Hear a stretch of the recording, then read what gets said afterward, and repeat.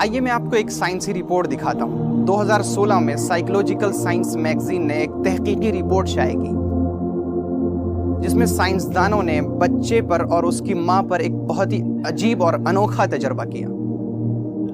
سائنسدانوں نے اپنی رپورٹ میں بتایا کہ آنکھیں دل کے جذبات کو، دل کے احساسات کو، یعنی انسان کے خیالات کو کسی دوسرے آدمی تک ٹرانسفر کرنے کا بہترین ذریعہ ہیں۔ انہوں نے جب ماں پر اور اس کے بچے پر تحقیق کی تو معلوم ہوا کہ جب ماں غمگین ہوتی ہے، مضطرب اور پریشان ہوتی ہے تو بچہ بھی پریشان ہو جاتا ہے، وہ رونے لگتا ہے، وہ سکون محسوس نہیں کرتا ہے۔ لیکن جب ماں بہت خوش ہوتی ہے، بہت مطمئن ہوتی ہے تو پھر بچہ بھی بہت مطمئن ہو جاتا ہے، بہت سکون محسوس کرتا ہے۔ کیونکہ جب ماں پریشان ہوتی ہے اور غمگین ہوتی ہے تو اس کے آنکھوں کے یہ حلقے چھوٹے ہو جاتے ہیں، اور ماں کی پریشانی، غمگینی اور بے چینی آنکھوں کے ذریعے سے بچے کے اندر چلی جاتی ہے، اور اس طرح بچہ بھی پریشان ہو جاتا ہے، غمگین ہو جاتا ہے۔ اور جب ماں خوش ہوتی ہے، پرسکون ہوتی ہے تو اس کے آنکھوں کے یہ حلقے کشادہ ہو جاتے ہیں اور پھیلے ہوئے ہوتے ہیں،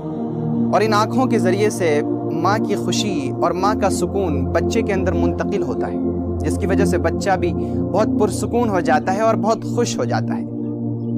جی ہاں، آپ تو عقل مند ہیں۔ اب سوچیے، آپ کے سامنے سوچ کا دروازہ کھلا ہوا ہے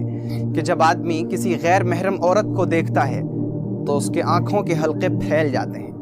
اور سامنے والی عورت اسے غیر شعوری طور پر، یعنی غیر ارادی طور پر، بغیر سوچے سمجھے اس کو قبول کر لیتی ہے۔ وہ سمجھ جاتی ہے کہ یہ مرد مجھے دلچسپی کی نظر سے دیکھ رہا ہے،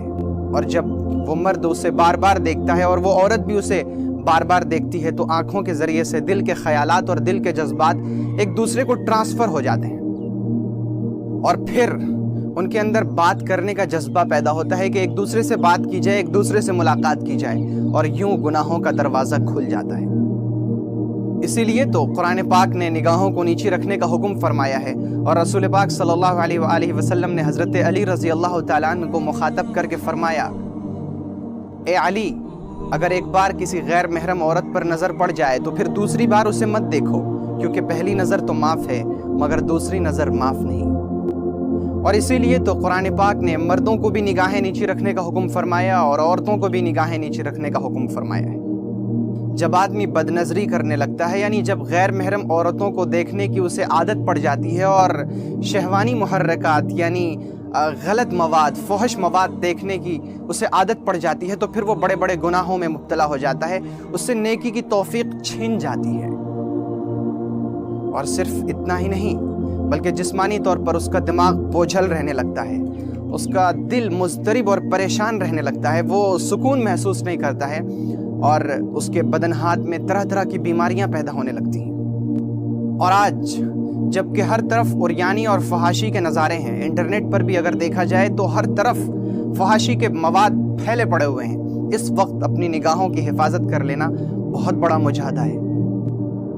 آئیے بد نظری سے بچتے ہیں، کیونکہ آپ تو جانتے ہیں کہ بد نظری یعنی غلط چیزوں کو دیکھنا آنکھوں کا زنا ہے، اور رسول پاک صلی اللہ علیہ وآلہ وسلم نے بھی یہ بات فرمائی،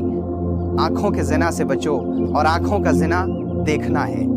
آئیے اپنی نگاہیں نیچی رکھیں گے، بد نظری سے بچنے کی کوشش کریں گے۔ اگر ہم نے اپنی نگاہوں کی حفاظت یہ سوچ کر کی کہ اللہ نے اس سے منع فرمایا ہے تو پھر یقین کریں کہ نگاہوں کی حفاظت میں وہ لذت اور وہ خوشی اللہ تعالیٰ ہمیں دے گا جو بد نظری میں نہیں مل سکتی۔ اگر آپ کو یہ ویڈیو پسند آئی تو ویڈیو کو لائک کریں اور اسے اپنے دوست و احباب میں شیئر کریں، اور تازہ فکر سے جڑے رہنے کے لیے چینل کو ضرور سبسکرائب کریں، اور نئی ویڈیو سب سے پہلے پانے کے لیے گھنٹی کا بٹن دبائیں۔